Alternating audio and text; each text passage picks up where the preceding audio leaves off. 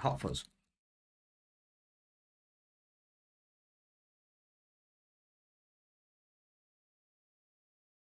I'm wondering if it's because I've moved some cable. Now my speaker cable is sitting on a power cable or something.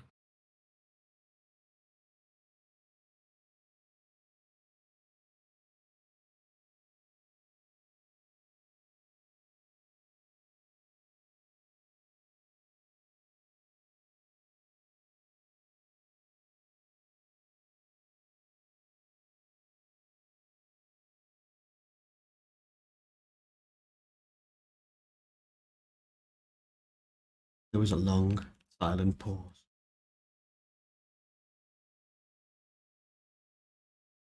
Because that's what you joined Discord with, quick. Always been Velox Mortem.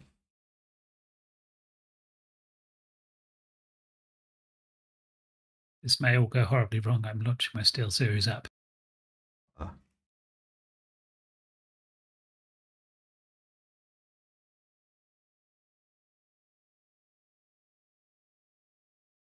Depends if you got a gas fire. In that case, gas lighting is absolutely real.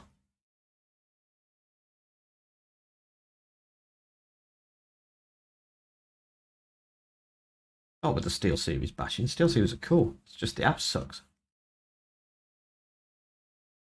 Well, I never run it. So it's kind of just there to upgrade firmware. That's about it. Although my little hub thing does display my CPU temperature and my GPU temperature for me. It's quite nice. Oh, I know why. It's probably because I've twiddled the volume knob. No. You're not going down that route. Not this week. Maybe.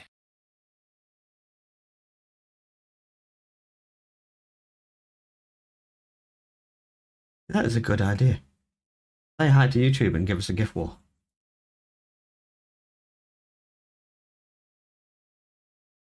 We haven't done gift wars for ages.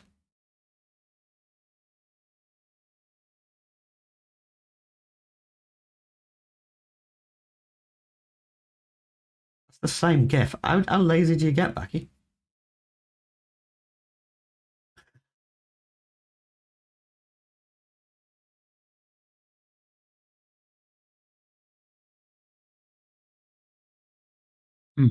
I have no idea what's going on. You neither? That's really loud. Let's try that.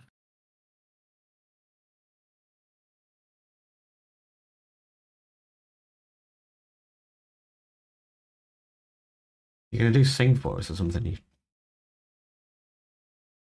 No, that only happens once a year. We've already had that.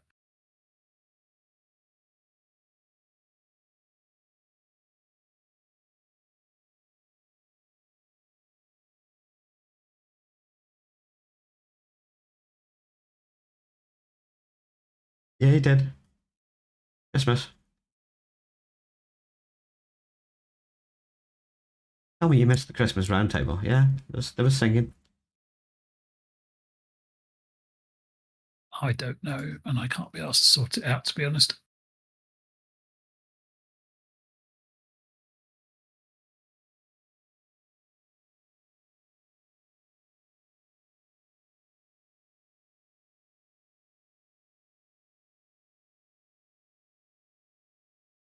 Are you good to go then?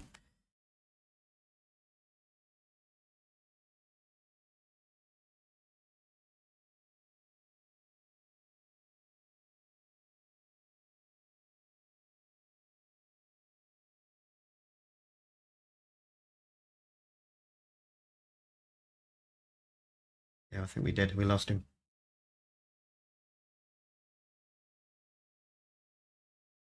Oh, there's a better way of doing it.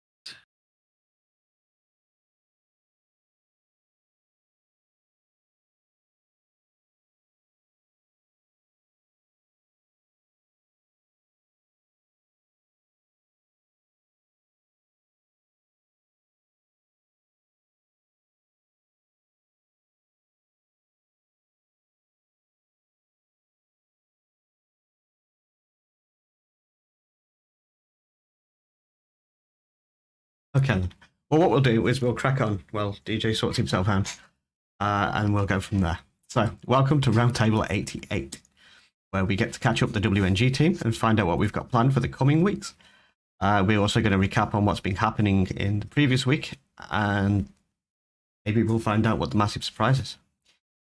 If you can, please follow us on our socials and YouTube if you've not already. It brings us a huge amount of attention, and we're still building. It helps us create the kind of reach we have and be able to talk to some of the developers and get the cool toys early. It's all good. Weekly maintenance will be tomorrow at 9 a.m. As usual. I'm fairly certain it's a fairly small one, unless prizes involved. My mouse feels sluggish too. Lots of All things. sorts of problems. I rewired my desk, so it's all being a bit funky.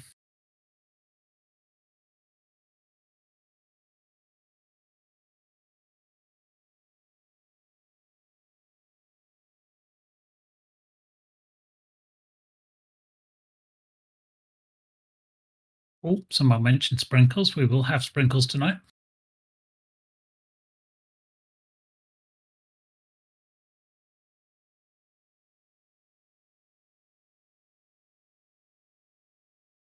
Sprinkles?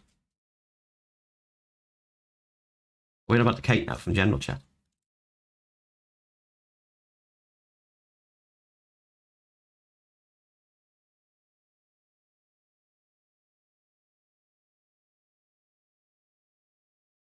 Oh, I see Undead Bob asked how easy it is to make mods for Ark.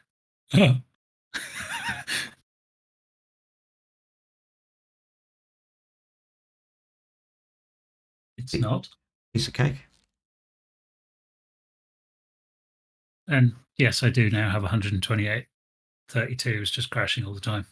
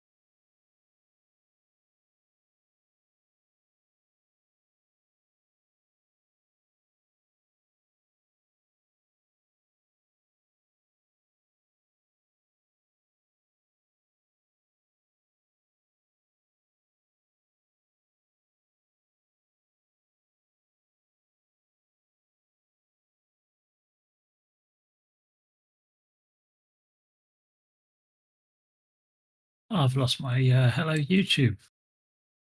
Come on.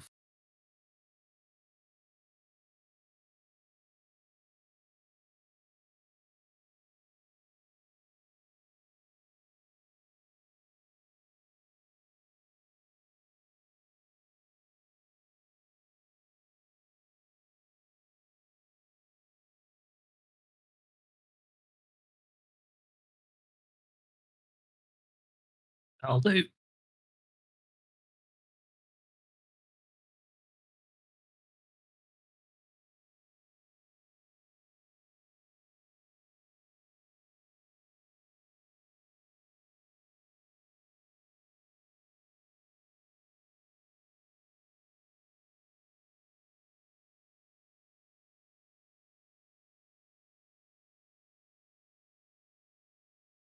I think we've lost Narni too. I'm just waiting.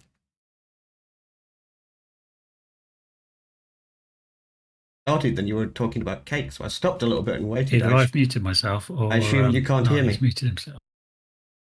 Does anybody hear me? Hello? The light's lighting up. I hear nothing. I hear you. Okay, right. It's me.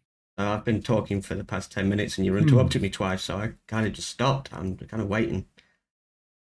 You can see the immense amount of effort and preparation that goes into this. I'm back and I can hear you fine. Cool. Carry on then. Off we go. Let's go. Over to you. Over to me? Yep, over to you. What would you like to talk about first? Because I did see you mentioned that you want to go through the Rust stuff first. We'll do Ark first. Why not? Oh, okay. I'm completely off kilter now. Have you already done the intro and I just totally missed it? Yes. Then you interrupted me with Oh, something about cake, and I started to crack on about maintenance, and you interrupted me again with something else about cake. So I gave up. whoops. Sorry, I couldn't actually hear you. I didn't even know you'd started. Well, it's 7 o'clock. We've been going live for 12 minutes now.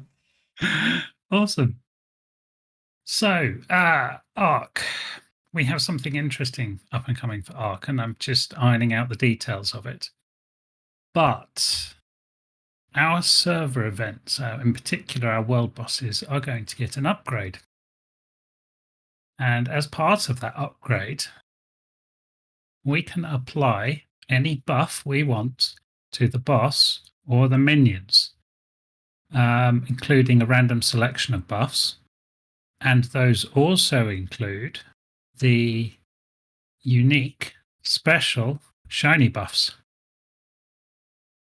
So we can actually choose which shiny spawn in the world boss arena. Not just enraged, any of them.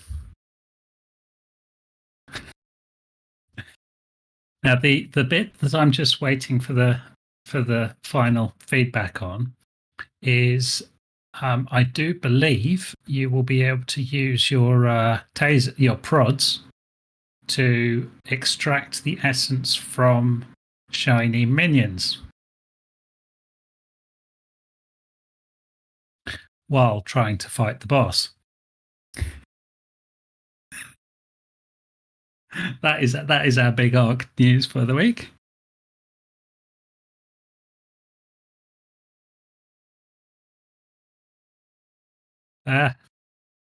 We'll see. But so yes, expect some interesting things to be happening in the World Boss Arena, and some interesting opportunities to collect some shiny essences that you may have been struggling to get a hold of.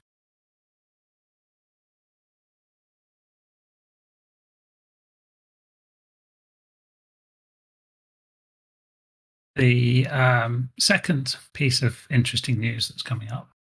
A little while ago, a number of our players on Docs recommended a mod to us. It was a mod that allows you to collect death caches automatically within a certain radius around your character or around the dino you're riding.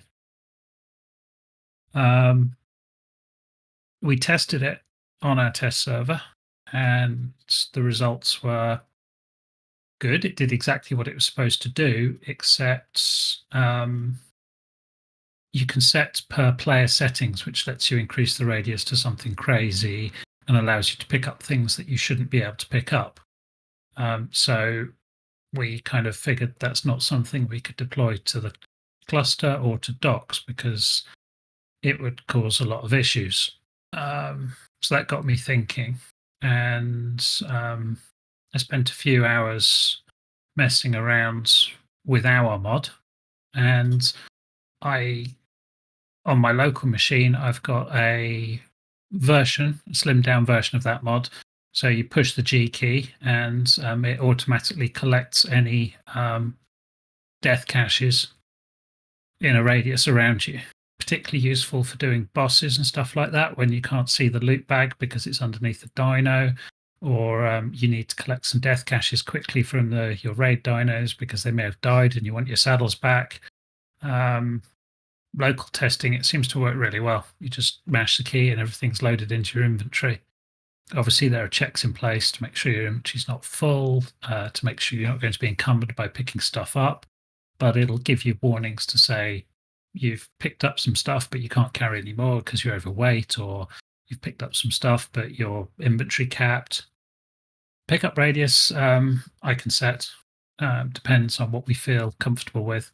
But I'm thinking it'd be slightly larger if you're sitting on a dino and slightly smaller if you're on foot. But it's something that you could just run around with and mash the button. I'll put a cooldown on it or something so you can't just like break the server. But it seems to work really well. And I think that is it for ARC.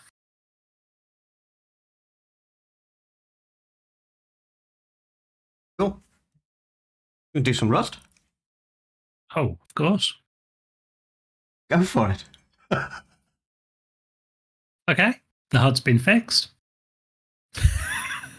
It was showing an incorrect grid number in the GUI. It was, yes. Noticing that team killing can and will affect the leaderboard. Everything is still being tested, so we've disabled team killing for the time being. Yes, no more murder. Well, not team murder anyway. Also, kits were misbehaving and they were not claimable, so they are now, which is all good news. Which means you can get the particularly useful at the start of the wipe. If you haven't checked out your kits, please do. Oh yes. Yeah, I wonder who was doing the team killing. I got no idea, Quick. No at all. This is purely speculation. Well, we'll have to have a look at the leaderboard, shan't we? See who's been padding their numbers. Oh dear. Did it count for killing yourself? No, but it counts for killing team members. And the kill board works basically off what gear you're wearing as well. So it's entirely possible to fudge the thing just by shooting each other in the middle of your safety of your base. I've always wondered. I haven't actually tried it in Rust, but can you shoot yourself in the foot? I don't believe so. And grenade yourself. I'll try shooting Quick in the foot later. Okay. We've also got some balance and quality of life changes. All berries now stacked to 50. That's definitely not on par with Arc, where they stack to like 500, but I know, it's a start. Key cards, those lovely things which give you access to areas you may not normally be allowed in. They now stack in stacks of 5. Yay. Whoop whoop. We don't have an equivalent in any of our other games. I suppose it'd be like trophy stacking. Yeah. Artifact stacking. There we go. Maybe, yeah. We've also added a trade command into the game.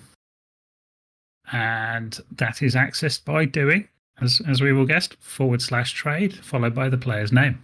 Yes, this is a tier 1 supporter perk, by the way, and is based off a cost which is set by your range. This will be working off the new reward points that you may have seen, which will be mentioned in a minute. Basically a safe way to trade with people, but you will get penalised on distance. Otherwise, you're doing face-to-face trades or shot window trades. Okay, so trading across the entirety of the map is more costly than the further away you are, the more it will cost you in points, basically. Okay. That's a big thing to be able to do in Rust, is to move one thing to the end of the map without being interfered with. As Bucky found out several times. He's a good farmer. Okay. We also have the command remove. Now, yes. I'm guessing this is for removing structures that you have placed incorrectly. Correct, yes. Are there any limitations on that, on what you can and can't pick up? You can't pick up anything that's got items in it. So if you have an inventory in that item, you can't pick it up until emptied. We can set that to be picked up. And we have the option to spill everything on the floor or drop it into a container. But I felt that until people are used to what's going on, sort of like mass reducing all your boxes and finding all your crap on the floor is not a good way to go until people have got used to it. There's no time on it, but there is a cost to some items. And some items you will get certain quantities back. You won't get the full amount that you've invested into your large brick wall back. But it does allow you to pick up pretty much any item, including things like ramps for cars that couldn't be done before. Which is extremely useful, because that was very frustrating. Yes. Having to load up your walls with C4 and boom the lot. And that's available for everyone?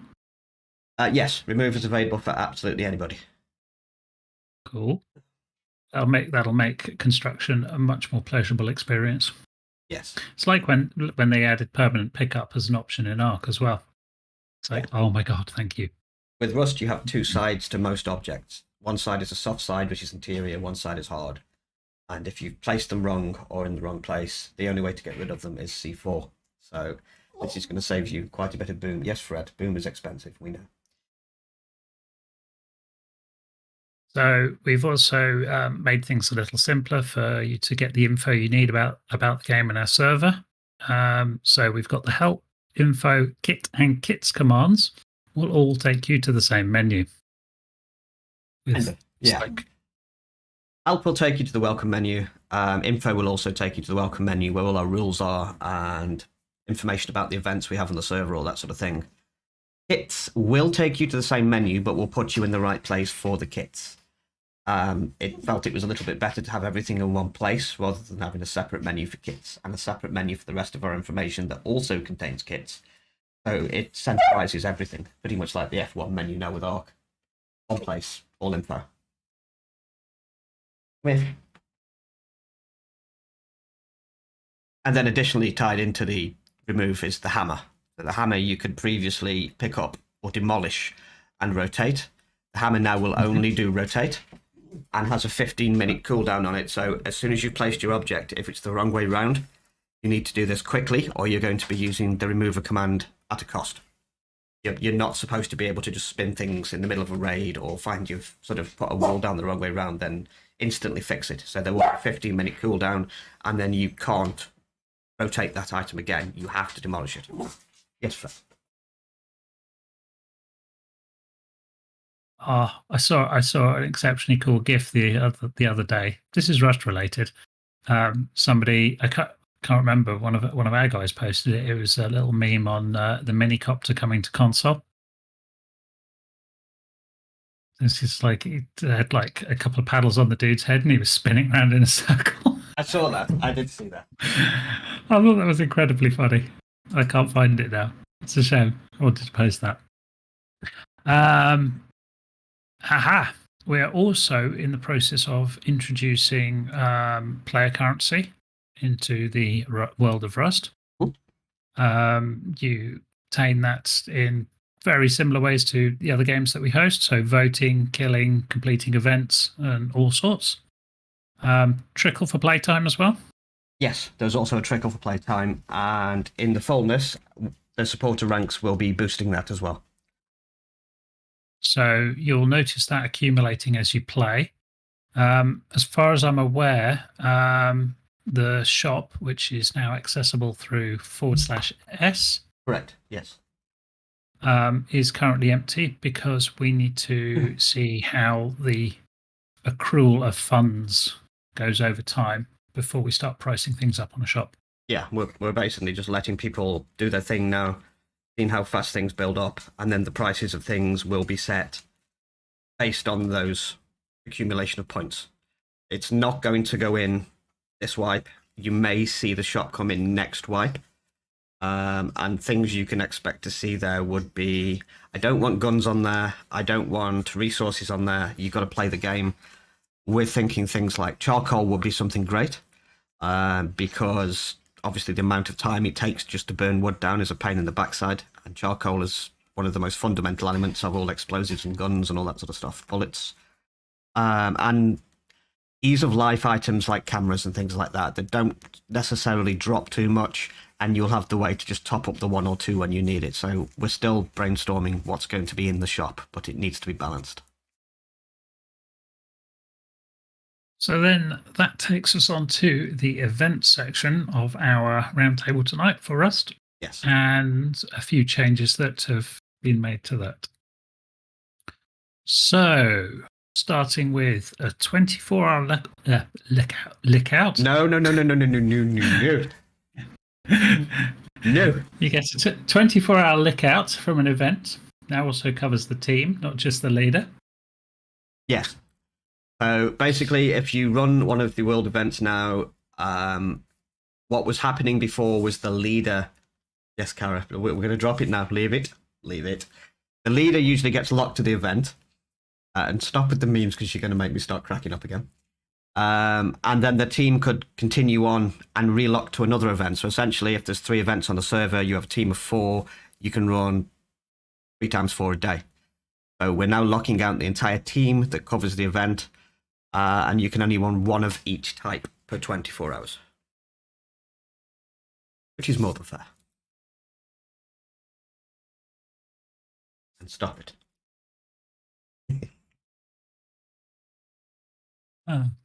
I'm sure our players will also be pleased to know that the armored train is no longer accompanied by an attack helicopter because, train. Oh, that's turtle. Looks like cat. Fucking hell. Turtle! No. That's... Oh, look, that's Ariel, isn't it? It's the Little Mermaid. Disney is now turning over in their graves. So yes, no more attack helicopter accompanying the large armored train that also has Bradley turrets on top and is basically a moving tank with an escort squad. I don't think anybody's really took on the trains yet. So we've toned them down a little bit, and the plan is to slow them down. That's also weird. What is that? That is an upside-down staffy with two eyes stuck to the bottom of its jaw. It took me a minute to realise that. Oh, yeah.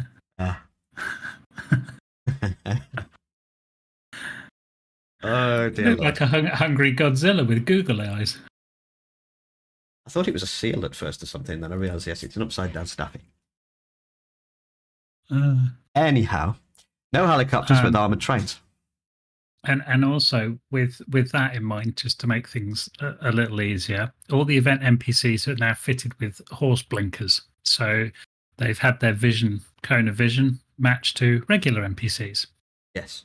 Some of them have had their eyes removed from the back of their heads. Yeah.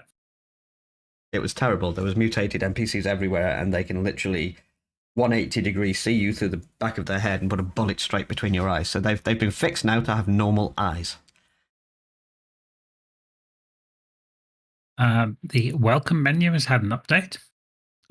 We've added short descriptions to the proceedings of all events on the server. Yes. So there was a bit of confusion with some people about how to run the events because they're not very descriptive. So if you open the info menu, there is now a section at the bottom that tells you the proceedings of the events and how things go there or what you have to do to complete them.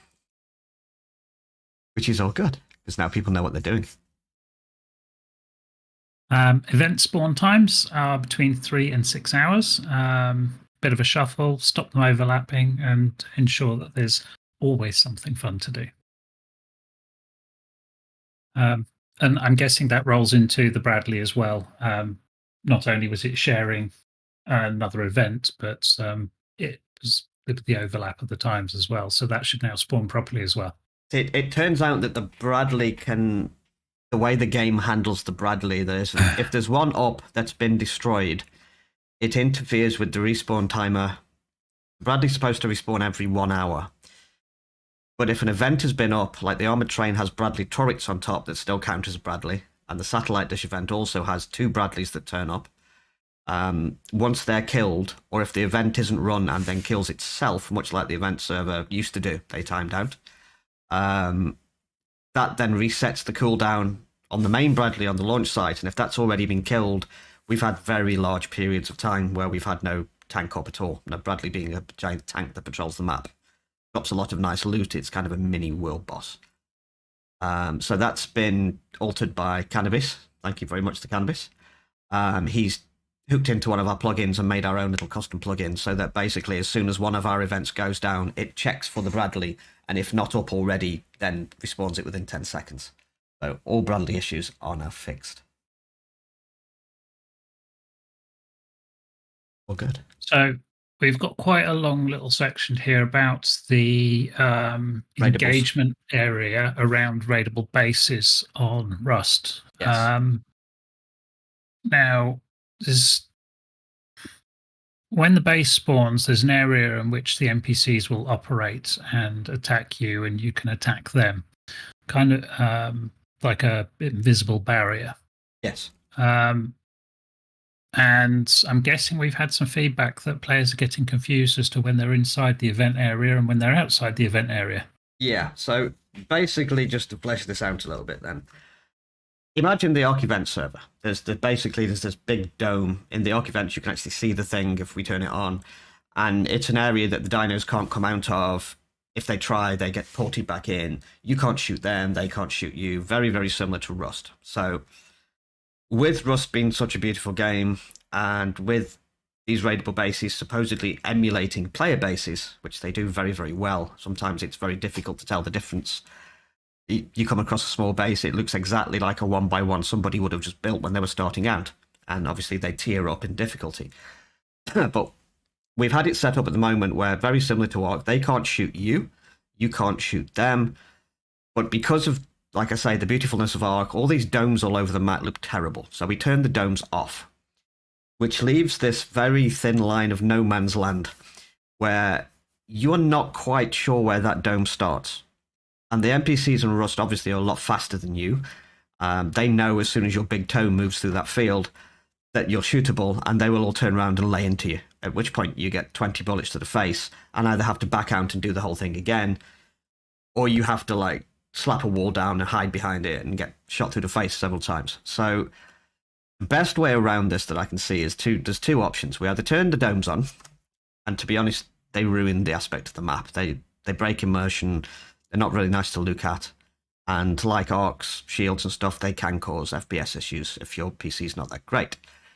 So I'm thinking, how do we make these more in tune with players? How would that work? Well, that would work by, you see a player's base, you know if you go too near it, somebody's going to come running out the door and slap an AK to your face. So you give it a wide berth. So we've allowed the NPCs to now shoot you through the dome. The dome, as far as you're concerned, does not exist. And we've allowed them to chase you. In turn, you can shoot them, which means there's no more playing kiss chase with an invisible barrier, trying to poke your gun through before they can shoot you in the forehead. And it feels much, much nicer now. It feels like it's an actual human base, and the guys react like they're actually defending their area.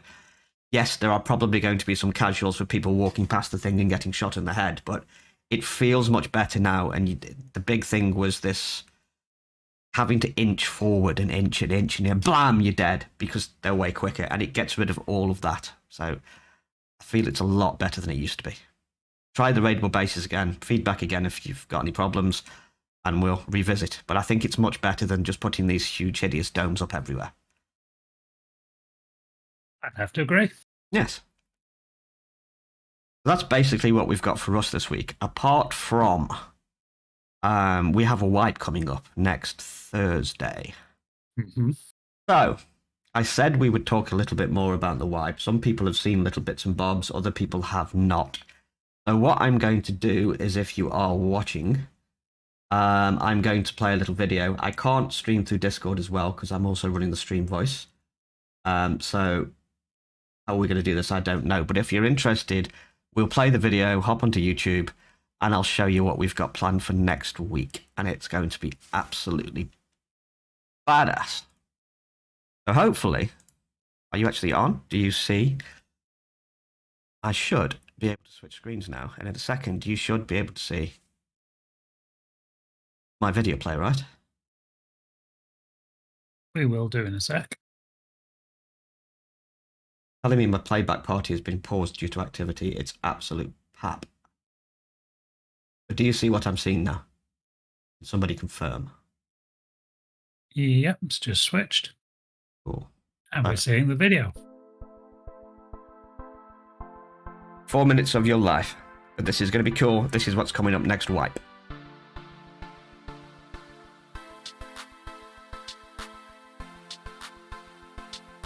Best time to get into the Rust is at the start.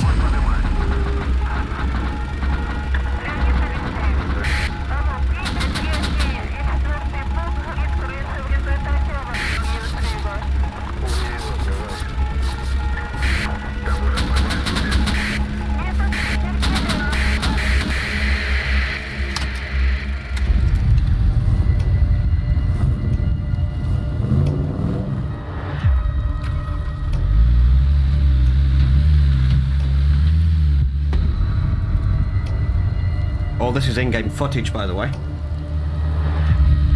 And this event will be on the server.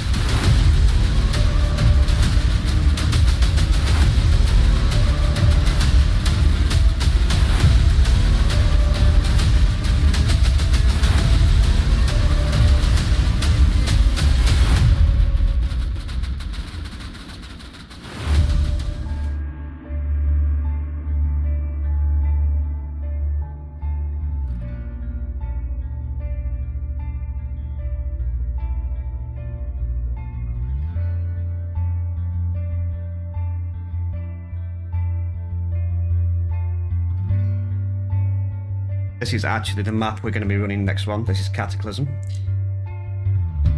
I think people are going to like.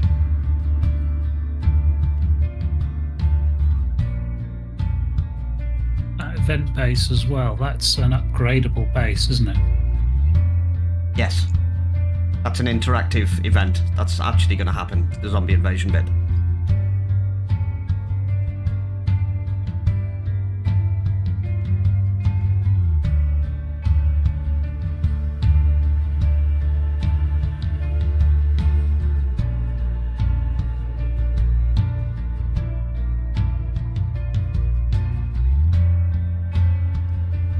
Hardcore, anyone?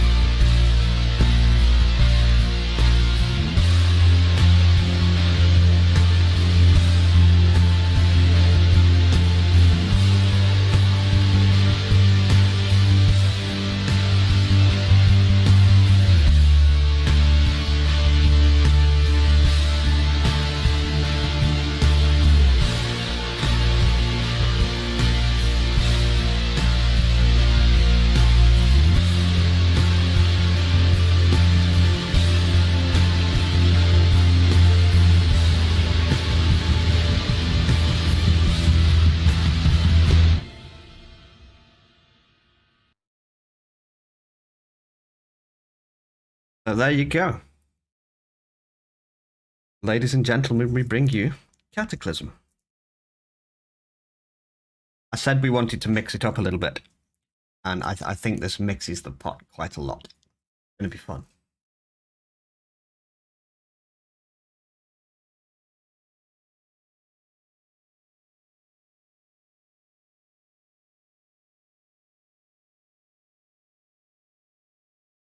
There's a lot more to it than that video portrays as well. Yes, that's just some footage from that map. It's a 4K map.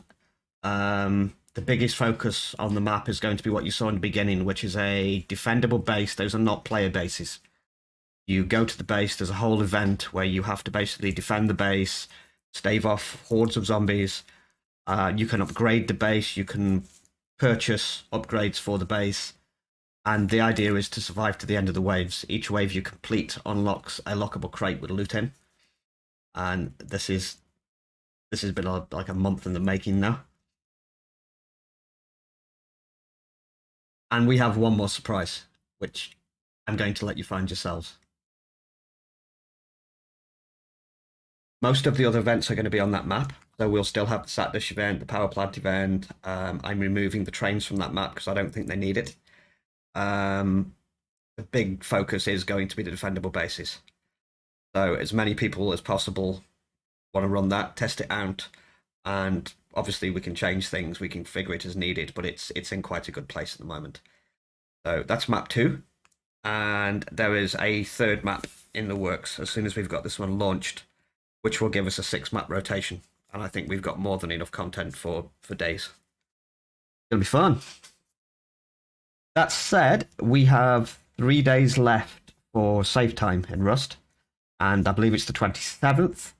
Raid goes active, and it's going to be the Hunger Games, basically. Everybody finishes each other off, and we wind down to go into Cataclysm.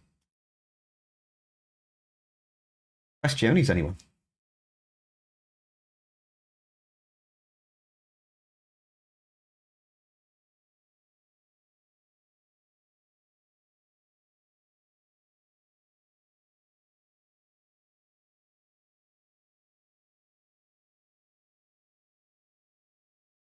Two questions there. So, how much boom do you have? Wouldn't you like to know, Sonny Jim? And the second one, raidable bases. Yes, you can go and do those right now. The defendable bases, which you've just seen, they come in with the next update on next Thursday. How much boom do you have, Backy?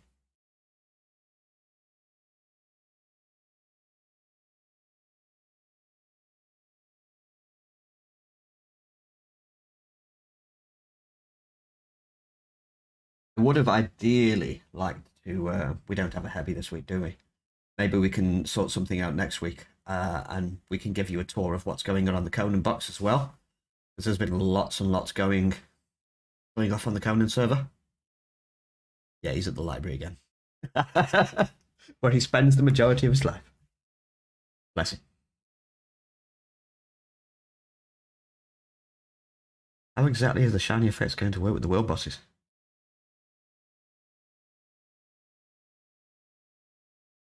Well, they will be applied to either the minions or the world boss. We can pick a number of effects to go into the rotation, and they can be picked at random from the selection that we put on there.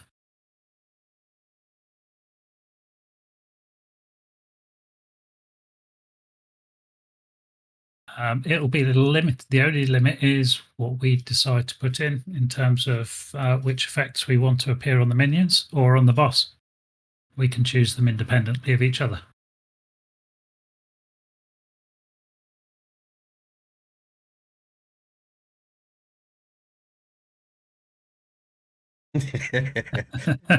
Turtle, that's one of those situations where I would have remained quiet. Phase of the cryos, yeah, exactly. Good plan. Oh, could you imagine that? A whole bunch of crows running at you, glowing tasering. Yes, I can. Anyone want the cryos back? This is not just limited to shiny buffs. It's any buff that we want that's in the game. So it could be the Alpha Dino buff. It could be the enraged corrupted buff. It could be, well, anything. It could be a buff that I make myself.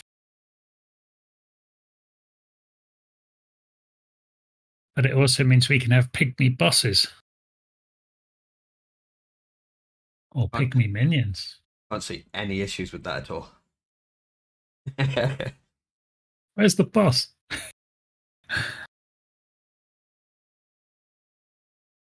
Could put the buff on it that the razor tooth comes with. That would be a good one.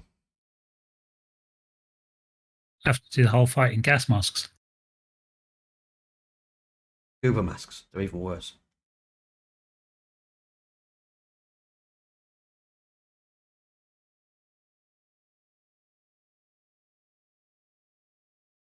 Fenrir mutations and indome weight mutations. Raisable base lift. Maybe. Yes. Well, We do need loot for raidable bases. the hearts, brains, and glands and stuff like that will all work on the Fenrir stuff. Just up to you what dinos you put them into.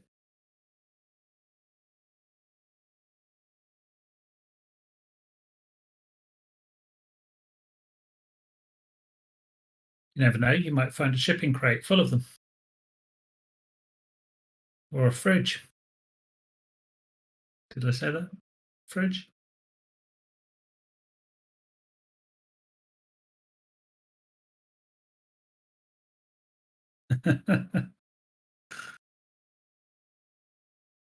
Well, I don't see any reason to make specific ones for the Fenrir.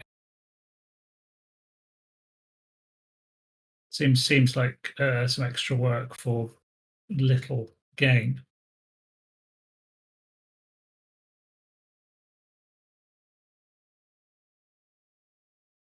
Unless we're talking, 5s, I'm guessing. yeah, +5s, which I could do. Very niche there. Yeah. Could be done. I know what we've not done for a long time as well, and we said we were going to do. Which was the feedback. Yes, I've actually had that in my head to run through that. So we've actually some got really two good ones things. this week. Well, we've got two things that we need to draw a line under. Two suggestions that I put up and obviously immediately approved for the removal of the Tech Reaper mod and the emotes mod. We're trying to slim down the number of mods we have. Ideally, size is the biggest thing, and quantity doesn't matter so much, but anything we can do to remove mods that are just not really necessary. Looking at the number of votes we've had on those and the level of objection, I think it's pretty safe to say that the Tech Reaper and the additional emotes will be disappearing. When is the big question, then? When? Yes. Ooh, I would say next week. So we'll remove them. We'll remove them from the Arc Shop tomorrow.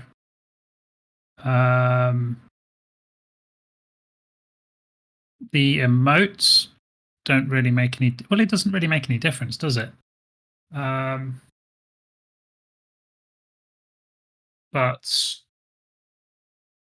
no, I don't think it does. Are we gonna do a trade in for anyone that has a Tech Reaper? What that would be the big question. Normal Reaper? Oh, just give them the points for a normal Reaper. Or give them a normal Reaper, or give them the points back. Would be my take on that one. So they can grab themselves a Reaper off the shop. Thoughts on that one?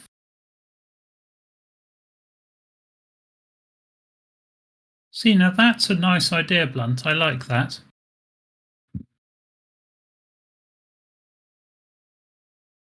I'd have to find a nice little icon that represents it.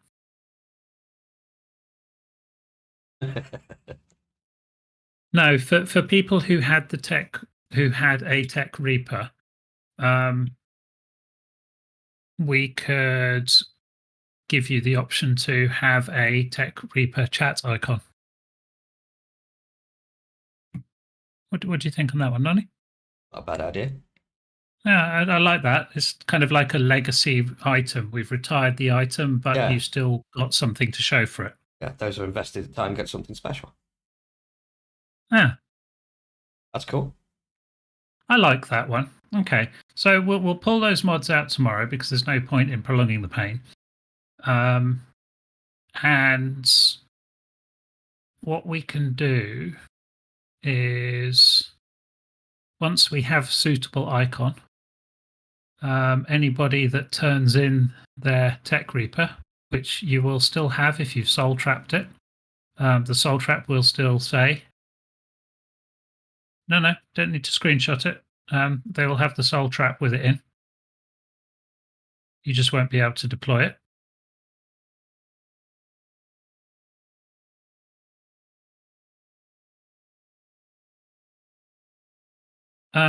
Yes, you can buy Tech Reapers off the Arc Shop. Spend your points. 90, quick, hike the price.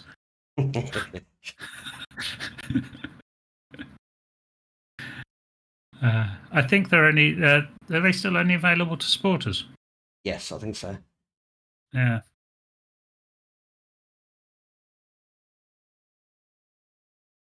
So yes, we'll pull the Tech Reaper from the game tomorrow, along with the additional emotes. That's going to reduce the mod count by 2, get us below 30. Thank God.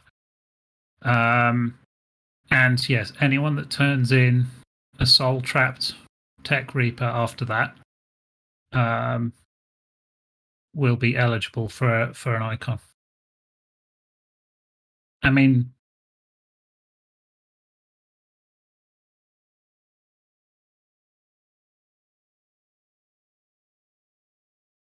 I will announce that after we've removed the mods, the process for getting your icon. But also, yes, we do need an icon too. Simply because I have a plan Meraxis and I don't want people abusing it. We'll do a little announcement on the process for it. So keep it as simple as possible so we don't have to have admins going into game and stuff like that.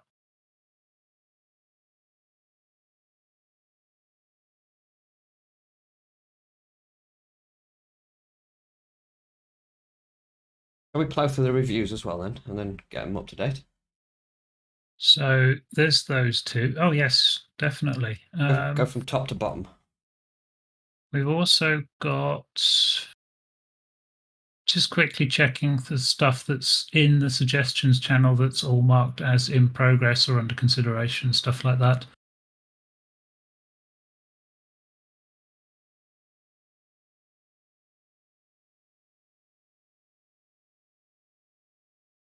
I haven't made any further progress on a growth consumable.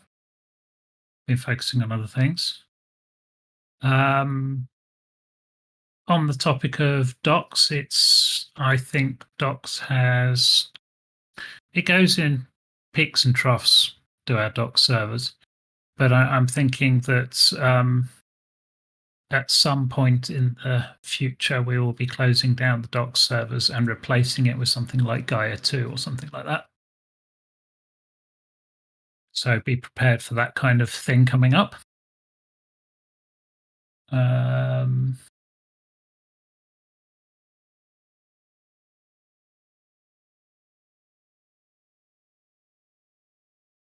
Enraged Shinies may be getting a little bit tougher. Please check out that suggestion from September. Sandy posted it, and there's 20 votes in favor of making Enraged Shiny Dinos tougher. I like So that at the one. moment, that's going to happen unless we get a major swing the other way.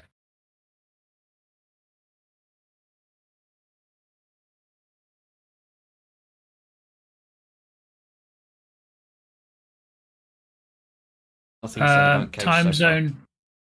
Time zone based roles. Now, I don't know how many of you know this, but on the Discord, we have a bot called Friend Time, which you can message and you tell it your time zone, and then anybody can do /time and a player's name and see what time zone they're in before messaging them at like 4 o'clock in the morning or something. It's the little clock that appears under posts. Whenever a post has a time in it, the little clock appears, and you click on that and it tells you what time that is in your local time if you've set it up. So that one, that's as close as we can get to actually delivering that request.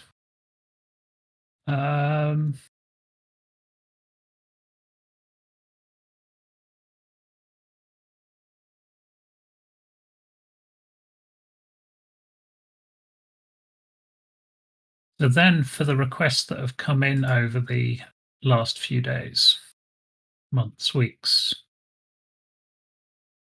let's have a look. Couple of doozies in there.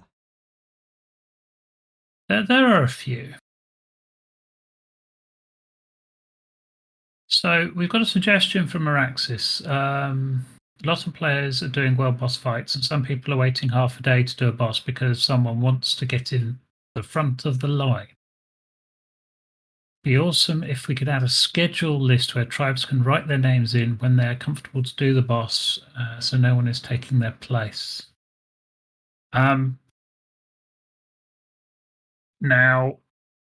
I love the idea behind this. I love the concept behind it, but that's not something that we want to get involved in managing. I think if the players want to schedule their times of when they want to fight the bosses, then we can maybe provide a channel or something for that. But again, I'm not really keen on putting up more channels. Or maybe somebody creates a community calendar of when they're doing the boss runs and makes it available to everybody, and I pin it in the World Boss channel. Something like that. Has it really got that much of a problem? Well, I don't know if you've noticed, but the World Boss channel is scrolling with kills. Yeah. But I can't. You're only there for an hour and a half, so if you're planning on doing it at 5 p.m. and somebody else has popped in at 4:45, you've got to wait an hour and a half to do it, or you leave it till the next day.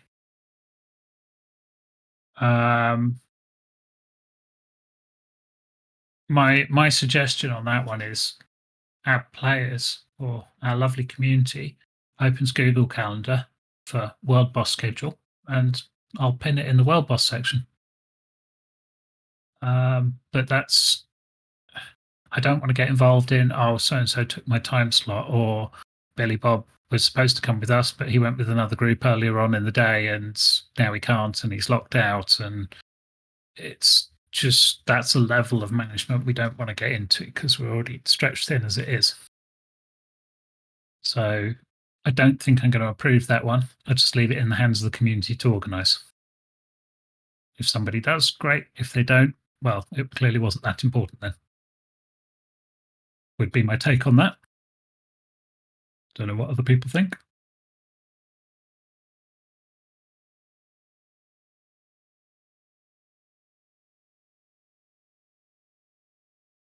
Curious typing.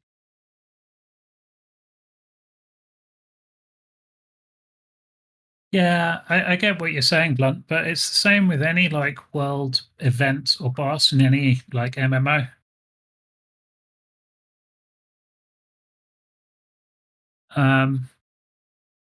Yes, I agree with Tula there actually wholeheartedly. There will absolutely be those that I didn't know there was a calendar, and it will start all over again.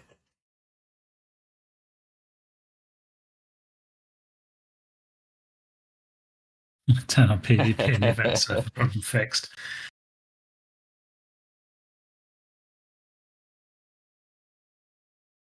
Well, it's kind of, yeah, Tula's point. It's not something that we really want to get stuck into.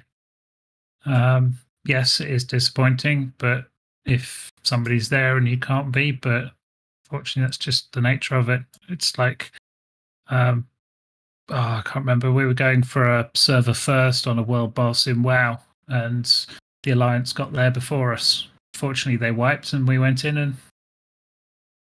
took it on and won. Is it Doomlord Kazakh or something? Kazakh, yeah. Back of Hellpipe for Venetia, that was brilliant. Yeah, that's the one. Damn, that was an interesting raid to run. It was like 4 full raid teams. Yeah. Trying to coordinate that was a pain. With the Alliance also trying to screw the fight for us along the ways. That was fun, that was. I enjoyed that. Mm-hmm. Yes, the good old days. May we go back. I've lost all my screenshots of that now. But I did, and I remember trying to manage all the raid teams. It was horrible. So yeah, we're not going to approve that one. I don't think. It's just you're going to have to manage it the best you can. Now, here's the next one. I would suggest this is from Pepe. They want to be able to buy Gamma, Beta, and Alpha King Titan trophies on the shop, as they are items necessary for crafting tech forges, stoves, and fridges, which is impossible for players without DLC.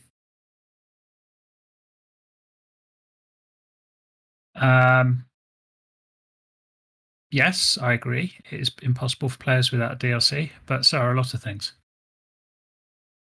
It's just one of those things. The problem with the heads is you use them for summoning the bosses, so we had to remove them. So they're also used in crafting domination rexes for extinction. Yeah. So I don't think that one's going to happen. Now, there is an ulterior way we could do this that still keeps a little bit of sort of competition to it, which is to add them to a specific sort of raid boss. Because yes, if you don't own Extinction, it kind of sucks. But they also, I agree, shouldn't be sold on the shop. You know what? There's a top secret WNG lab where they're experimenting on various dinosaurs and genetic mutations, I hear. There is, yes. Stocked in their fridges, deep down in their vaults, I reckon there'll be some frozen heads.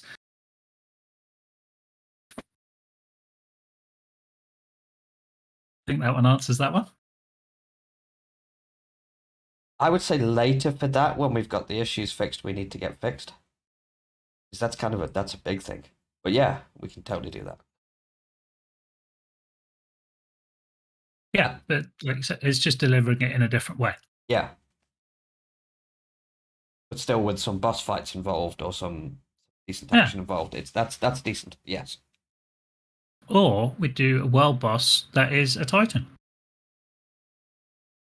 That could work too. There's no reason we can't put King Titan on the event server. That is actually true. That is an even better idea. If you don't have the DLC, we'll bring the boss to you. Yeah. That I'm actually really enamored with. That's good. I like that. Different arena, somewhere else. Pop the boss on there. And in fact, we could do that with all the DLC bosses. That's a cool idea. So you still get to fight the boss. The arena doesn't really like. Yeah, I like that. That's really good.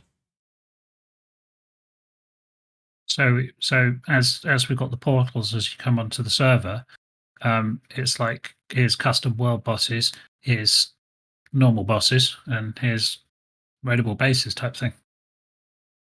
Yeah. There we go. That answers that one. Would the Ascension still work? Yes, it would. If Nice. it doesn't work, we can award it as a reward. Wait. Personal reward, Ascension. Yeah, we'll just run the command for the Ascension. Yeah. Yeah. Cool. I like that. Yeah, solving all the problems there. And obviously, for King Titan, because it's on the event server, it will have like big purple lightning coming off it and stuff. And then you're going to ask yourself, would it fit in the arena? That may be an issue. We'd have to come up with a place for that. I think a different arena. So we're saying we're planning on having multiple arenas for the bosses, for the world bosses on the event server. So you can go into different arenas. Yeah. Yeah. So that will actually also mean that players, up to 5 players, could run multiple bosses. No, they couldn't because you only have one event boss up at a time, but you could run a raidable base and a world boss at the same time. And yes, there would then be the flying issue as well because of the Desert Titan.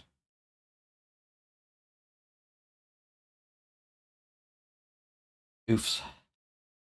No, we're not talking Desert Titan. We're talking King Titan. No, but fighting them people will take Titans? The Desert Titan is not restricted by the no-fly. It's just restricted, isn't it? Because of we've actually blocked it physically. On our old World Boss arenas, we used to have no fly in them, but the Desert Titan was still able to fly. Ways and means that can be done, I think. You can't do King Titan without lesser Titans. Yeah, you can.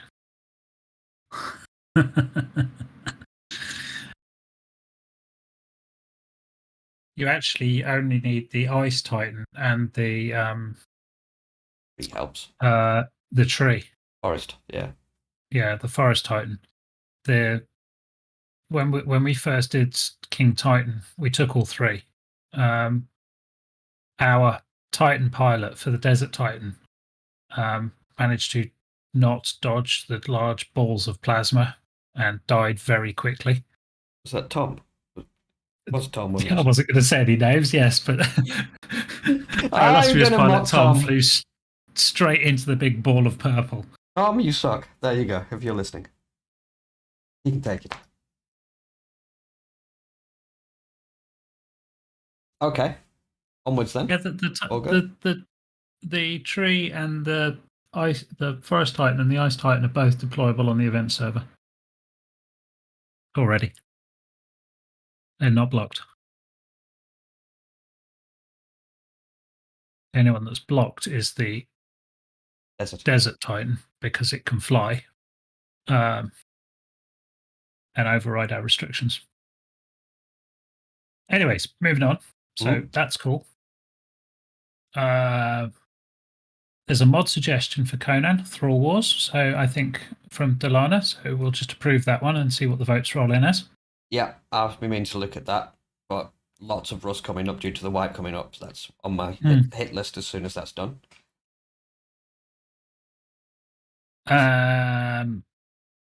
Make it more easy to get. Oh, this is from Undead Bob. This one I like. Make meat more easy to get. And make dinos use less meat, because on the server I used to play with 2k meat would last you 1 to 2 weeks. Now on the server it takes like 2 to 3k per day. I'm going to stop you there just for 1 second. You ready, guys? I've got an answer to this one too. It's brilliant. All right, that's enough. Okay. Undead Bob wants more meat. Sheep is the way to go there. I think... Well, not even that. What's the price of meat on the shop? Is this a trick question? Well, not really. It's a general question. 6 for 200. 6 fed shards for 200 meat. Yeah. Get my calculator out. So 18 times 1500. Oh no. There's my delete button. 18 times by 200 times 6. So it's going to cost you 810 fed shards to feed a giga from baby to fully grown. It's not too bad. Bargain.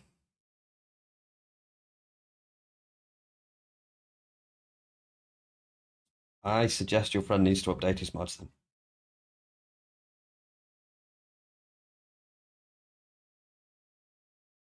There we go. Answer for everything. So, while I am sympathetic on Dead Bob, yeah, I don't think we need to make meat easier to get. It'll just totally screw the breeding, the effort and stuff people need to put in to breed. Typically, a giga will be about 1,500 meat an hour to raise.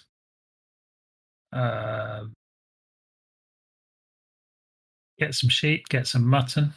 I mean, like, you get thousands of meat from one sheep. But failing that, if you can't be asked to do the sheep routes, Just fly around, grab a few supply crates, and then go and buy all your meat off the shop. What's the next one? Inferno Chimchar.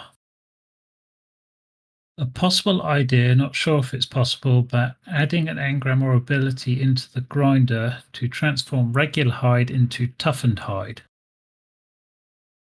Read and kill for Lomia. Yomia. I was just going to say there's already an engram for that. It's called the chainsaw and a pig. So if you need toughened hide, find a pig. Use a chainsaw. Job done. And the last one from Akos. I think it would be great if it was possible to mutate Reaper Kings the same as Domination Rexes. Currently, you can mutate them super slowly with zombie brains and hearts. But that's just so tedious it takes forever with a tribe in which everyone wants a max mutated Reaper King. Oh. So the request here is for some +5 consumables for a Reaper King.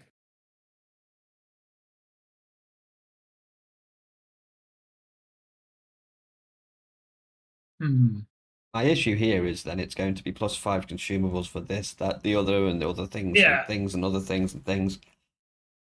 Completely. They're not supposed. Are Reapers really that useful? Oh, they're fun things. They are. They're fun, but they make nice tanks too. But I'm kind of thinking the hearts, brains, and adrenal glands and other variants for things like weight and stuff like that will become more available as we start rolling out new events. And we have added more to the acro as well. So if you do the 140 acro, then you're all getting rewards each. So I think you're 2 each. Savager acro. Not being a troll, Becky.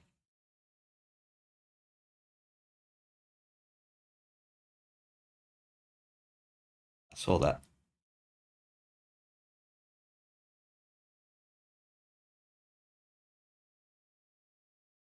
So it's kind of like there's some really good suggestions that have come in, but also there's a lot of suggestions in there because players haven't necessarily figured out the quirks of the cluster yet or figured out the most efficient way of doing something. Now, a while ago, we relaxed the restrictions on people making suggestions, so you didn't have to have been on the server for so long before you can make a suggestion. So people could make more. So people can make more suggestions. But the reason it was higher in the first place is because we started getting lots of suggestions, which were just to make, well, because they were not informed about how the server plays, or having not played the server long enough and not understood how things work, making suggestions to do things. So keep an eye on that. If we keep getting more suggestions coming in that are just like, I don't know, like the meat one, for instance. No offense, Undead Bob, but the only reason you want more meat is because you haven't figured out a really efficient way of getting meat. And making a suggestion to give you more meat or require less meat is not actually a good suggestion. I think, can you understand, get what I'm saying, Nani? Yeah. Just play the game, learn how the server works, learn how the economy works, learn how the automation and efficiencies work on the server, and then make suggestions. Is my point to that one, I think. So, I think, have we got any more questions? Yes, we do, actually. Something that keeps coming up is the changes to cave loot. So yes. for those that missed it, I'll add my bit, and then I just wanted to ask you to go over the changes to the cave loot again. So my theory on this goes as follows, and the things that I'm thinking about this goes as follows. We've currently got admin crates, as people call them, all around the different maps on the different realms. Certain people are aware they're there. Certain people have got quite a few spots marked and are making bank off them. But the majority of the server, I don't think even knows where they are or even that they exist. We also have some issues with those crates. For example, there's more spawn spots than there is crates. So what happens is they move around a lot. And due to the massive influx of players we've had, and it's been huge, thank you very much, people build on those spots. There's nothing to stop you doing it. And if you can't see the crate is there or never knew it was there in the first place, then why would you know it was there? So it creates a lot of work and it creates a lot of moving them around. I still move them every now and again, and keep tabs on the fact that they are actually spawning. And we also get crates that they don't spawn directly on top of the spawner. They spawn in like a 3-foot radius around it, and occasionally we get them glitching into walls or slightly underground, and they're a big pain in the ass. So that said, I think the way forward, and as DJ suggested, and we'll get you to go over what the changes were again, was if we put them back into the caves, it's where people tend to find where they are. It's going to bring more of them into the map, and it's going to make the market more competitive, as one of the things that keeps coming up is certain people are getting very rich off them, other people are not. So I think it's going to balance things immensely. So the plan was to put all the saddles and the blueprints back in the caves, right? That's correct. Yes. So if we got any more plans on that or how you are going to do them, do you know anything more about it? I just want to recap it for those that missed it. Okay, so going back over, the cave loot is tiered by color. And we have different tiers of saddles: small, medium, large, and platform. So we will be putting the small saddles on the lower tier cave loot, medium, slightly higher, and then like large saddles on the top end, and then platform saddles I'm not sure where we're going to put, because they're a bit of an oddball. I'm guessing they'll probably occupy purple cave drops. But yes, they will go back into caves. There will be a guaranteed slot on cave crates to drop a saddle. And that saddle will have a range of quality and a chance of being a blueprint. The range of quality will not be primitive, because cave loot is technically supposed to be harder to get to than the world drops, the supply crates that come down in the overworld. So the quality will be higher, will be consistently higher than what you'd find from the supply crates in the overworld. We have no plans to put admin chests in caves. We did it, we tried it, and it caused an immense headache. Simply because people found every which way possible to camp those locations and clog up the caves with dinos and all sorts. The amount of time we spent doing that, and it still doesn't stop the problems with the crates spawning under the mesh sometimes. But we were also having to sort out tribes leaving like holes, waves of dinosaurs in there to keep the caves clear so they could just run in and out and get them. And anyone else who wanted a full cave experience just got screwed because there's nothing to kill. It was a right royal pain. Hence why I'm really resistant to crates going anywhere. Yeah, exactly. And if you leave that open to someone to take the fun out of things, they're going to repeatedly, over and over again, unfortunately. So it's kind of like red is supposed to be your top tier, so that's where you'll find your large saddles. Yellow, next one down, that's where you get your mediums. and then you've got blue and green. Blue are not as prevalent as green, so I'm thinking putting the small saddles on green, and then either blue or purple. Maybe purple used for platform saddles. Purple's quite unique. It's only on some maps.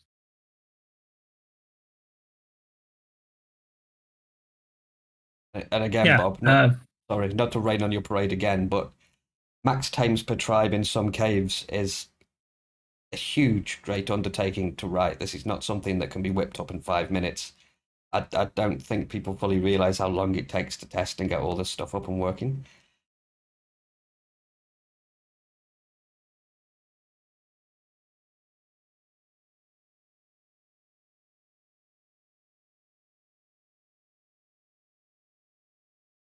I mean, to give you guys some idea, can I stream quickly? Yeah. I think we can do this. It's not what I want. How do I?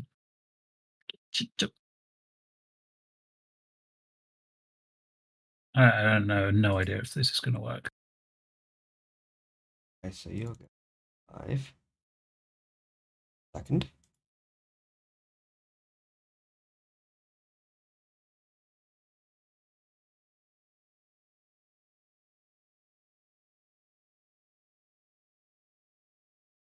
Just going to get the right monitor. Wow, it did. Okay.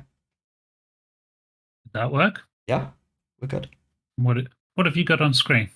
I'm seeing your dev kit, and you're looking at the environment. The graph. So, am I looking at the No. test environment, or have you got a graph on screen? The test environment, not the graph. Okay. Let's do it this way then. Doink. That works. That works. Okay. So just for those interested, you would have thought it's fairly simple just to get it so that when you push the G button, you pick up all the loot that's around you. This is what's involved in doing that. And there's a whole shitload of test graphing in here, which is why it's a bit messy at the moment.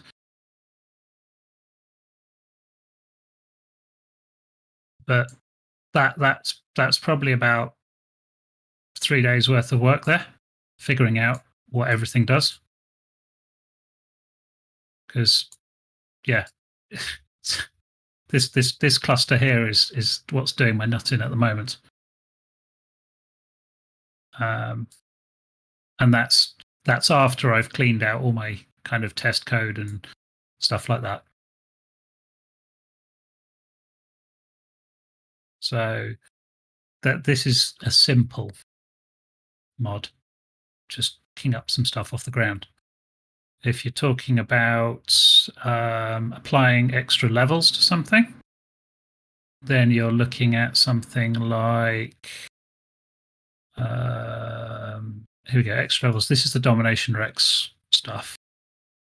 So these are all the config settings for the buff that it applies to give you that.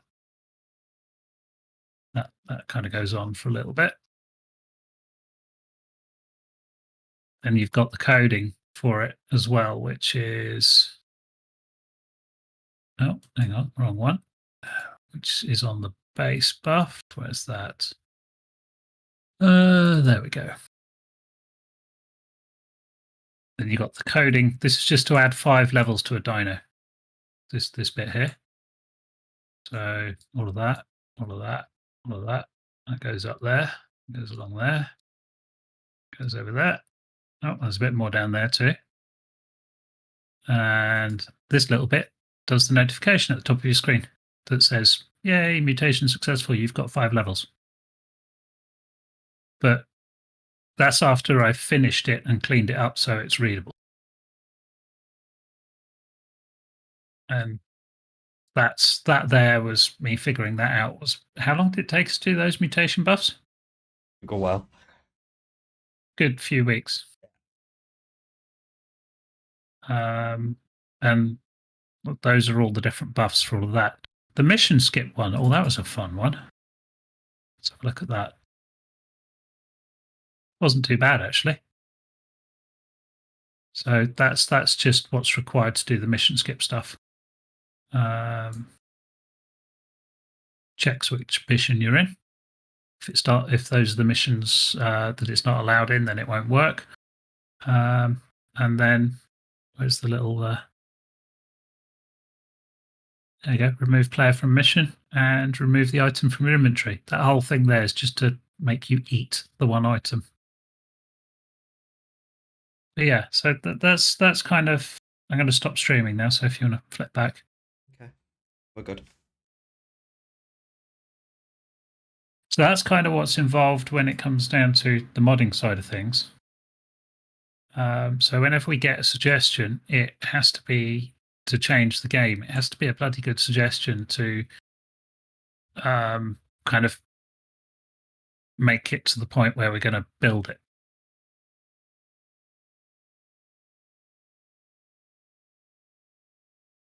I think that's it. One last thing I've just noticed was about the Manticore and the loot on the headshots of the Manticore. Will they be removed? I believe we said no. No, we're not going to touch that. Keep your headshots on the Manticore. I mean, he dies half the time in the air, and you can't get your loot back. And you can't get your loot off him. So, no point really removing them.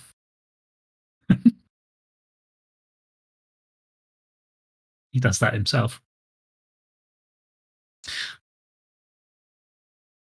Yes, I have solved that issue. Nearly. Almost. That spider's web of stuff is not quite working right yet.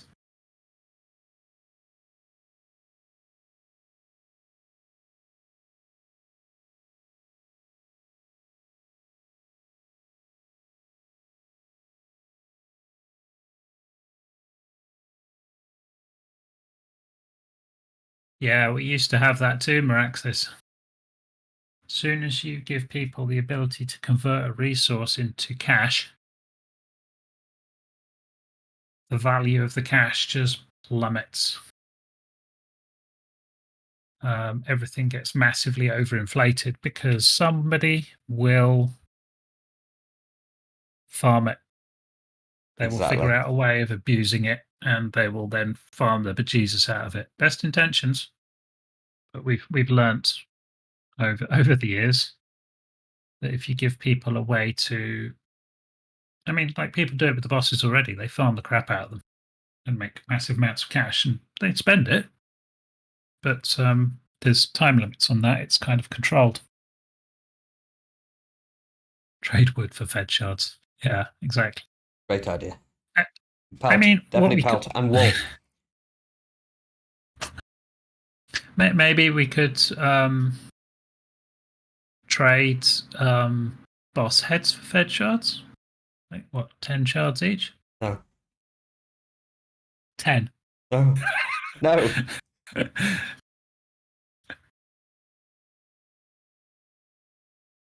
Do you know what I do think though? We need a use for the trophies that you get from doing the wild bosses. So I'm going to put those into the construction cost of something, I think.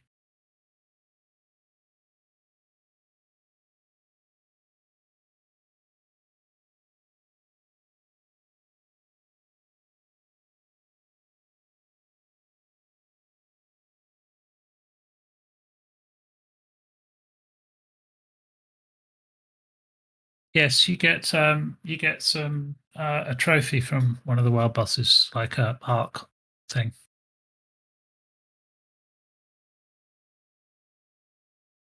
Yeah, Dom Rex gives it, but it hasn't got a use. So I want to find a use for it, other than just putting it on the wall. Because once you've got it once, you've got it.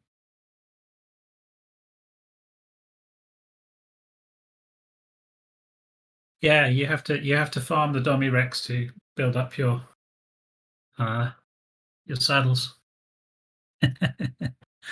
I did check, and we can't actually do a percentage drop chance on the blueprint. Doesn't work like that. It's either you give something or you don't.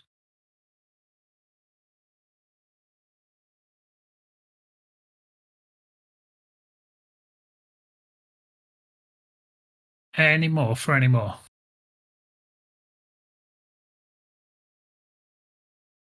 I mean, you just kill it like 20 times or something, and you'll have enough saddles to fit out a raid team.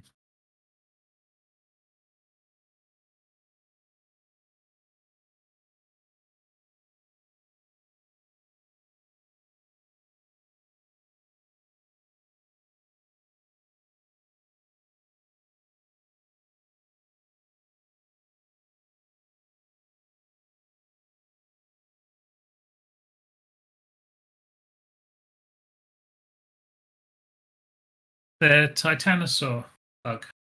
It is one of the mods that we've got, the inventory backup system.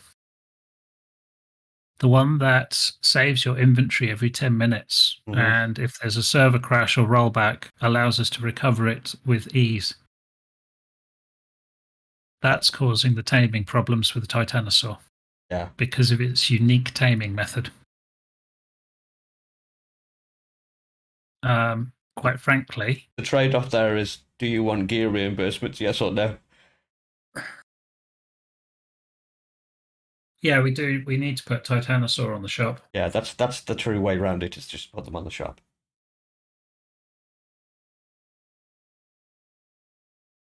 I'm wondering if, as well, to prevent people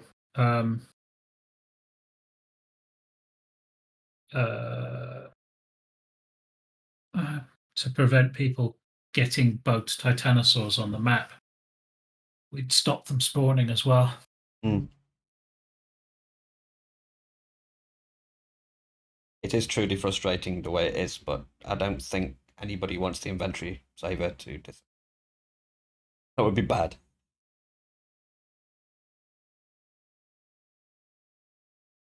Although would save us an awful lot of time. I mean, yeah.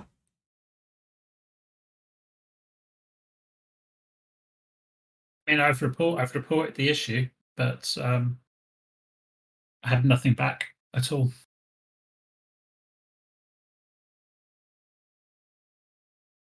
I've not seen a Titanosaur live on the map. It's been tamed for quite some time. They have been done. I think that was before we had the mod. It was, definitely was. And to be honest, inventory backup mod is not something that I have the time or the skill to write, to be honest. Well, I could probably do it, but it would take me months. To answer that one, sorry, go on. Liam's question about awesome teleporters. We've had them before, and to be fair, they are considerably OP. Before you know it, you have somebody teleporting to a metal spot, filling whatever they want, and teleporting straight back to base. And they frankly cut out half of the game and the need for certain dinosaurs. So I don't see the upside of them, especially when we've got /TP commands, 2 trading posts where you can meet halfway, and there is actually teleporters in the game if you want to power them. Yeah, and a lot of the maps have publicly powered teleporter networks that you can use. Yeah.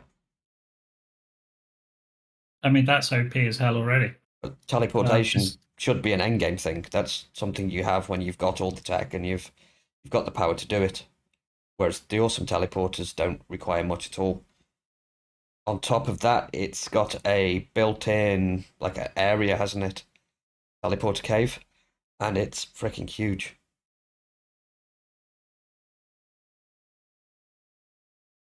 Hey, you can do a bubble teleport with your Omni tool. You just have to push, what is it, B? G? Yeah, it has like an remember. AoE mode, doesn't it, that will take your active Yeah. dinosaur with you. Yeah.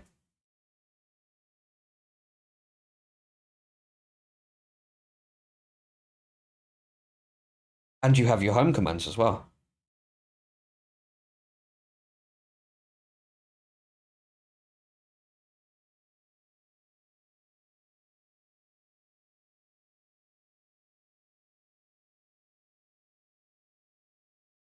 You do. You need a few generators to do that, which is why it is endgame stuff.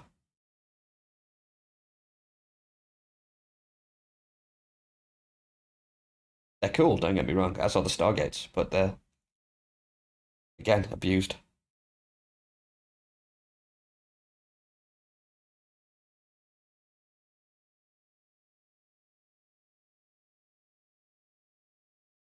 Think of it as a community effort.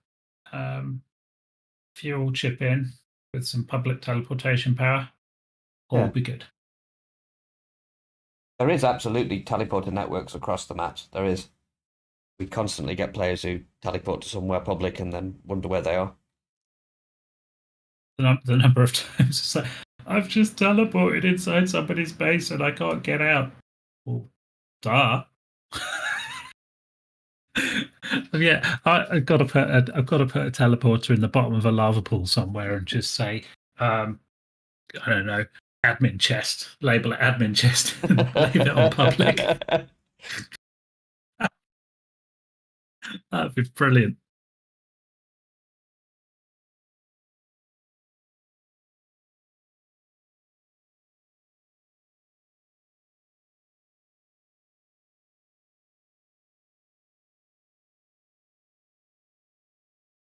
There's going to be like 30 teleports popped up now saying free loot.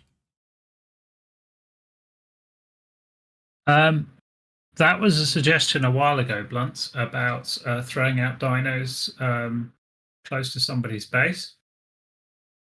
And the reason we didn't allow it was because, if I remember rightly, I think it was the griefing aspect of it with dinos that have like AoE effects and shit like that, or what was it? There's something that you could do with it that basically, yeah, but then we got to police it. There was things as well, like people throwing out and gathering dinosaurs near other people's bases and things like that. And there's the griefing element and all that sort of stuff. That said, it is annoying when people build random silly structures near like important things that players go to a lot, and then you can't deploy any dinosaurs.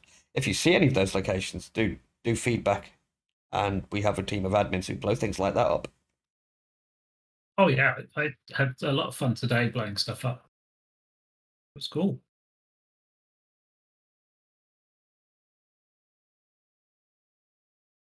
Oh, you mean you teleport somewhere, you arrive, and then you can't deploy your dino? Yeah. Sit on your dino before teleporting? Have your dino out when you teleport?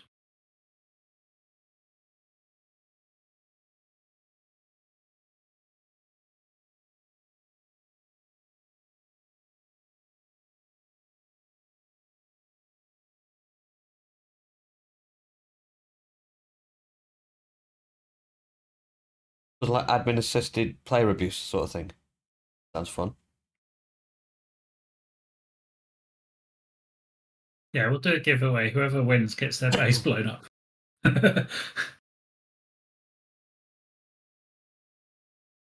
If I had a spare half a day, I think I'd modify the cruise missile to have like an AoE admin explosion effect, and you could fly it across the map and guide it into somebody's base.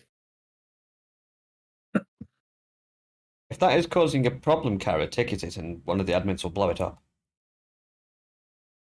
Absolutely have no time for players who are trying to cheese something and causing problems for other players. Yeah, sorry, don't ticket it. Just put it in lost and found and coordinates screenshot. Job done. Somebody will Or head over and just give Tula a bow. Tula loves blowing shit up. It's all good.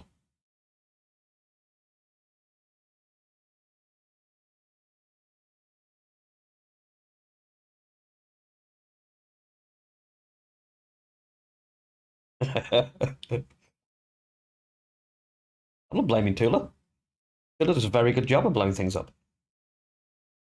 So, what are people's favourite shiny effects? So, what's top of the list? What's the most sought after one? Really? Taser?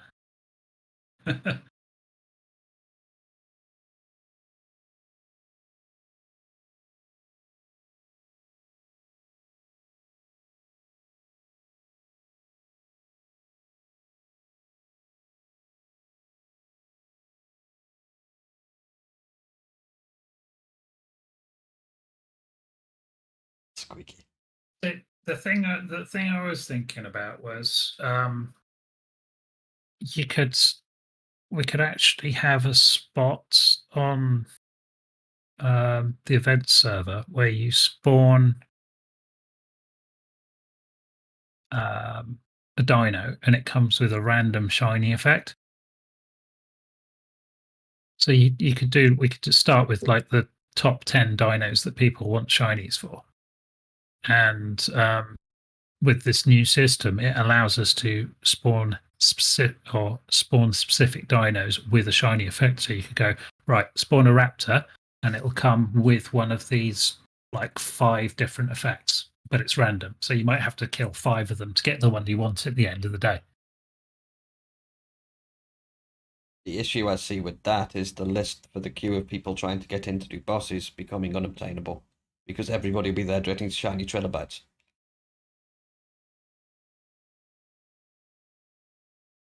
That could even be something we have on one of our main servers because it wouldn't be like a massive boss fight, would it? It's just going to be a bog standard dino. It could be like level 5.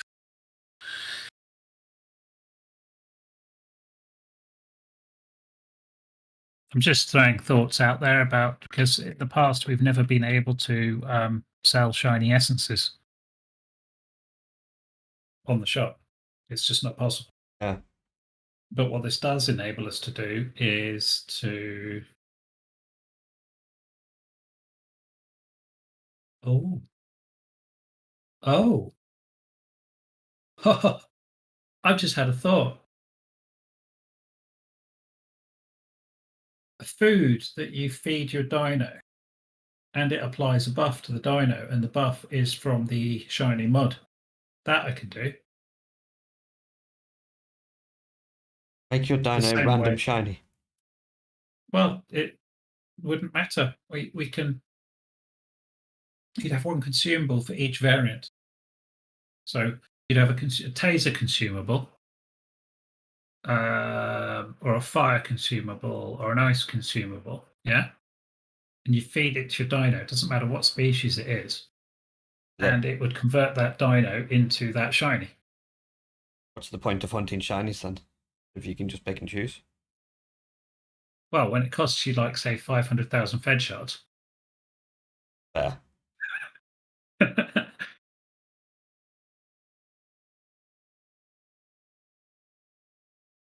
But you get the point. You price it as a premium thing. Or you make them craftable. So maybe you can combine several essences to make a random other essence.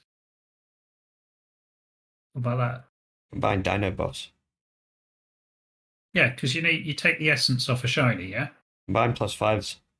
4 of each. That sort of thing. Huh? You combine +5s. Something, +5s? yeah. Dummy upgrades. Something hard to get, something to farm for that does something really unique, because the choice of having an instant shiny taser Rex on demand is huge. What I was thinking was, people farm the shiny dinos. They get the essences off them, but they might have like an essence for a unicorn, and it might be ice, and they wanted fire for a dragon, so they could have a flaming lightning dragon or whatever. So you end up with all these essences just sitting, not being used. So you combine, say, 5 essences, and you then, out of that, you then get a consumable that maybe applies a random shiny effect to the dino you feed it to.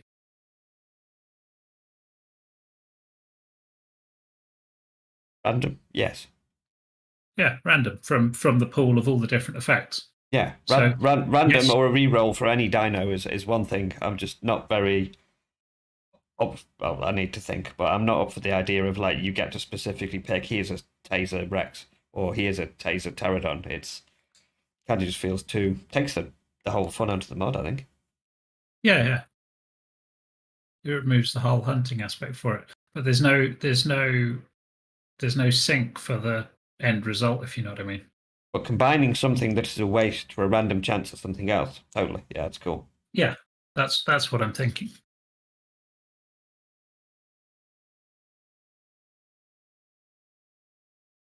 Well, I don't think so, Tula, because you're applying it to the dino you want a shiny effect on. And you could keep applying the random one till eventually you got what you wanted. But that would mean you may have burned through, like, I don't know, 50 essences from random sources. It'd be a way of getting rid of the essences, making them useful. That you weren't going to use, yeah. Yeah. At the moment, you might have got essences from 50 wild dinos and none of them the real cool dinosaur you actually want the effect on. The chances of getting that exact dino to spawn shiny are slim. So yes, the ones you've got already, they don't become useless, they become recyclable. Kind of like the chibi exchange that they do. Yeah. You don't get to pick the chibi, but you do actually get to combine 5 chibis to make a random new chibi that you wouldn't have had before. Instead of having boxes full of chibis. Oh, I also found out something completely unrelated, but I found out the main cause of save file bloat. It's actually dedicated storage boxes. Unsurprising. Who'd have thought they actually have an item inventory in them? They don't just store the number of items. That makes sense. So you have 6 million things in a dedicated storage. It's got an inventory inside it that actually has 6 million things in one stack in it.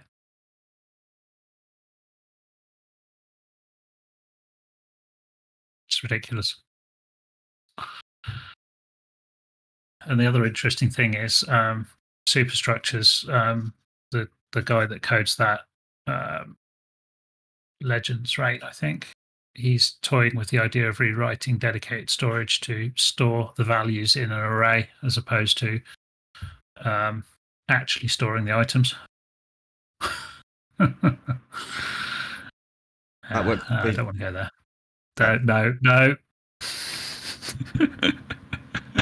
That would be huge and possibly scary at the same time. It would, yes, it would be huge, and it would be a freaking nightmare. But if that happens, we would have to plan the move. Yeah. The other thing I also thought about, which was really, really concerning me, while it's awesome news that one of the founders of Wildcard has come out and confirmed that they will be planning a free upgrade for Arc to Unreal 5 engine. Did anybody stop to think about all the mods written in Unreal 4? And how they will not work on UE5? Yeah, they'll need redoing. Or recompiling. It depends how easy it is. But yeah, a lot of the older mod authors and stuff who haven't been updating they'll just let that go. So that's a real concern for me. I'm hoping they will allow us to continue running UE4 and put up a new server for the UE5 version.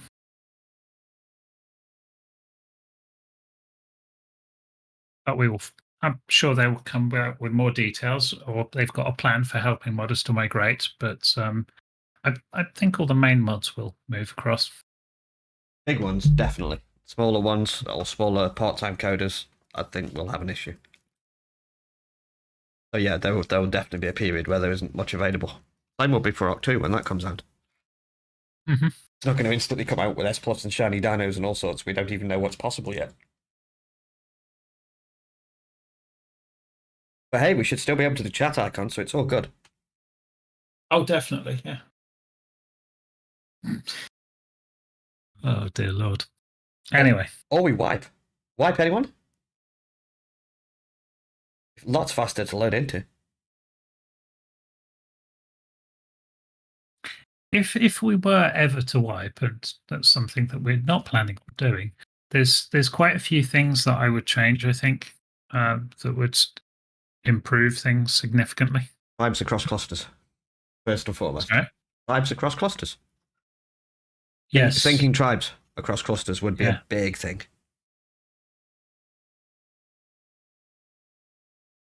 Oh, that's nice, Cara.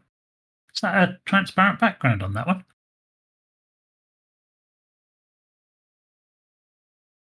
Now, if you can get that in 256 by 256 with a transparent background in a PNG, awesome.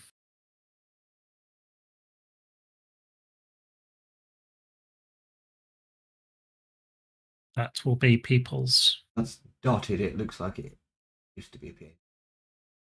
Yeah.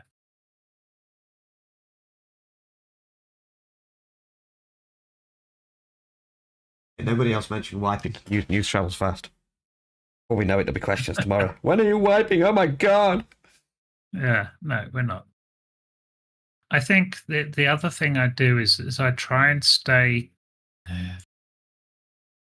Mods are great, but at the same time, they have a massive impact on the performance, like more than we ever thought. So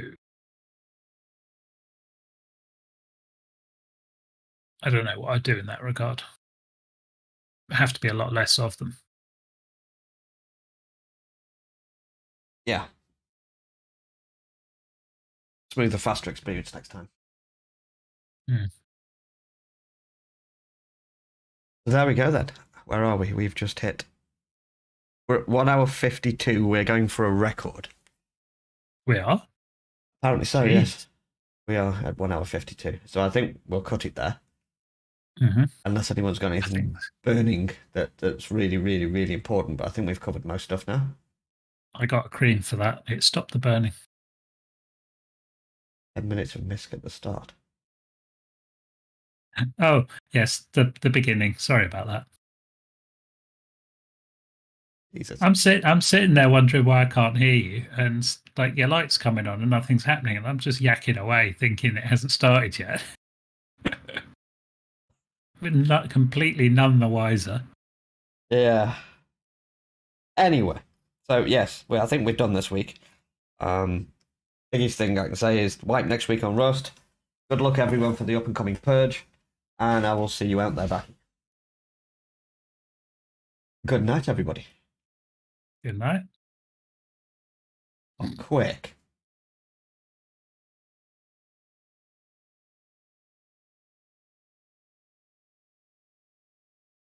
He is dead quick.